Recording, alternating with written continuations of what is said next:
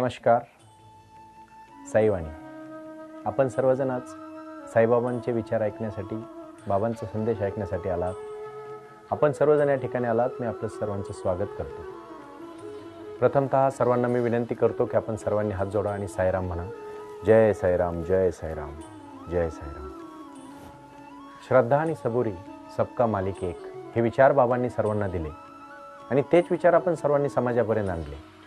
मला सर्वांना एक सांगायचं आहे, जीवनात वाटचाल करताना काट्यांना दूर सारायचं असतं, अंगावर आलेले शत्रूला मित्र बनवायचं असतं, अपयश पदरी आलं म्हणून निराश व्हायचं नसतं, यशाच्या शिखराकडे जाताना मागे वळून पाहायचं नसतं. यश म्हणजे काय हो? हाती घेतलेल्या कामात सफलता म्हणजेच यश.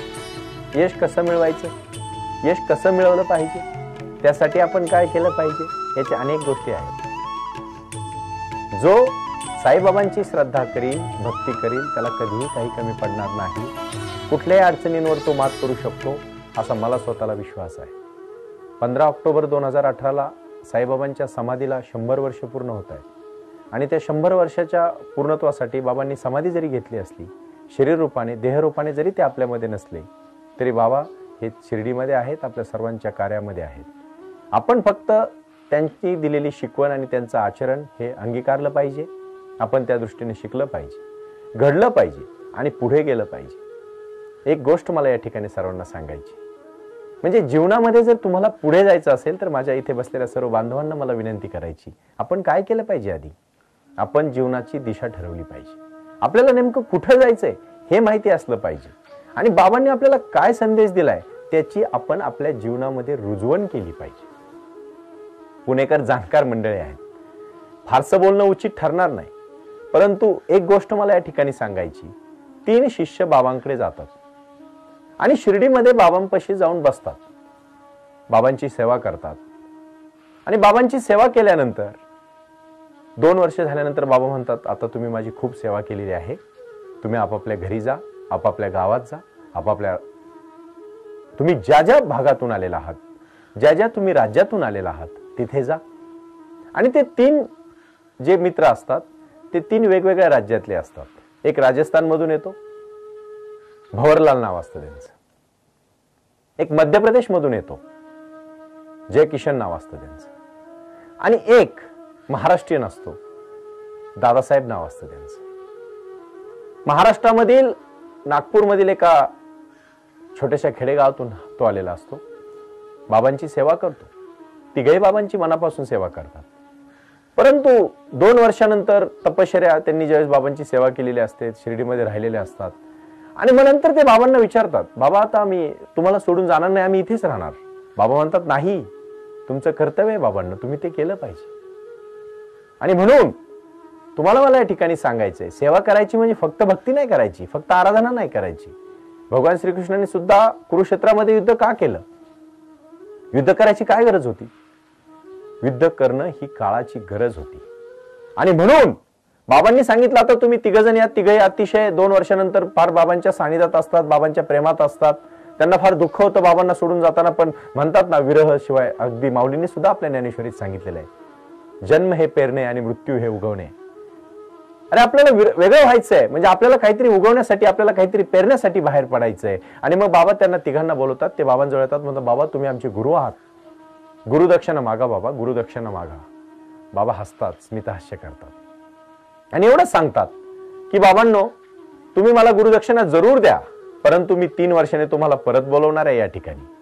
ज्यावेळेस तुम्ही 3 वर्षाने माझ्या इथे दर्शनाला याल, मला भेटण्यासाठी याल, तेव्हा मी तुमच्याकडनं पाहिजे ती घेईल. आता मात्र माझी विनंती आहे, मीच तुम्हाला एक गोष्ट भेट देतो, ती घ्या आणि तुम्ही जा. अगदी तुम्हाला माहित असेल, अन्न हे पूर्ण ब्रह्म आहे आणि म्हणून माऊलींनी, तुकोबांनी सांगितलेलं आहे, जो जे वांछिल तो ते लाहो प्राणी जात. 700 वर्षापूर्वी माऊलींनी हे का सांगितलं? काय अर्थ आहे त्याचा? इथे आमचा अक्षय बसलेला आहे. अक्षयला मला हे सांगावंसं वाटतंय की समाजामध्ये जर तुम्हाला काही मिळवायचं असेल, तुम्हाला आधी समाजासाठी दिलं पाहिजे. समाजाला देणं आपण दिल्याशिवाय आपल्याला काही मिळत नाही. आणि मग तिघजण जातात बाबांकडे, पहिला आशीर्वाद घेतो, बाबा आशीर्वाद देतात, त्याच्या हातामध्ये एक हरभरा देतात. दुसरा येतो, त्याच्या हातामध्ये बाबा हरभरा देतात. तिसरा येतो, त्याच्या हातामध्ये बाबा हरभरा देतात. तिघही हरभरा घेतात, बाबांचा प्रसाद म्हणून आपापल्या घरी जातात. घरी गेल्यानंतर पहिला जो राजस्थानचा असतो तो विचार करतो की बाबांनी हरभरा का दिलाय, बाबा दुसरं काही देऊ शकले असते. तो म्हणतो नाही, हा हरभरा फार चांगला आहे आणि कदाचित तो प्रसाद असेल.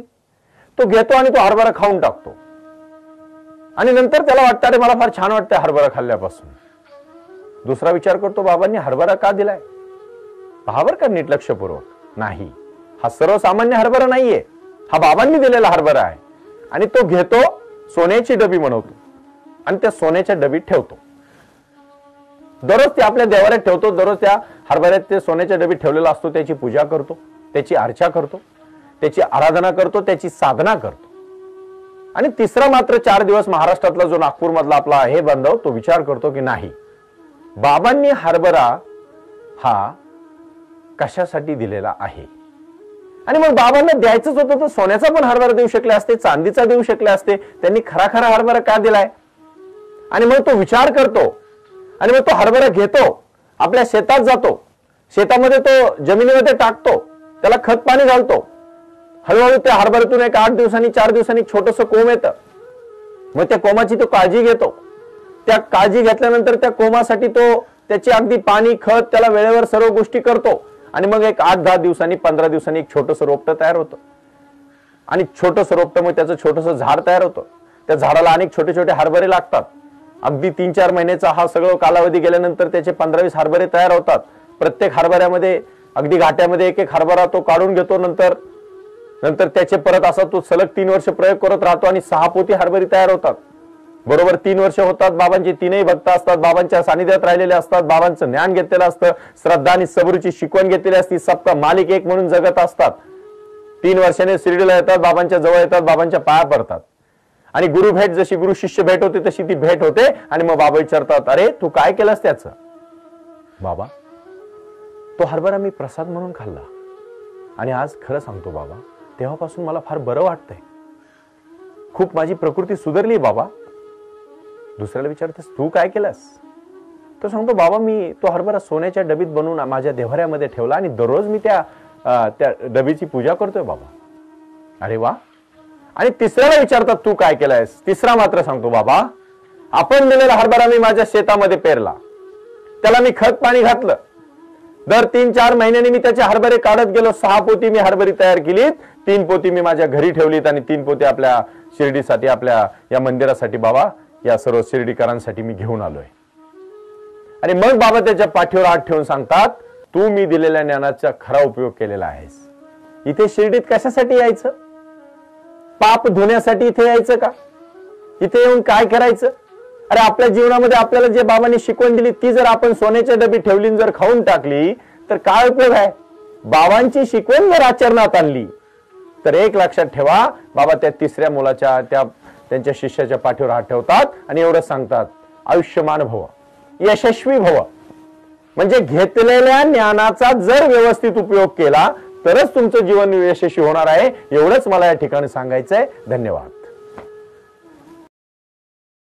Please share and like this video and subscribe our YouTube channel. Thank you.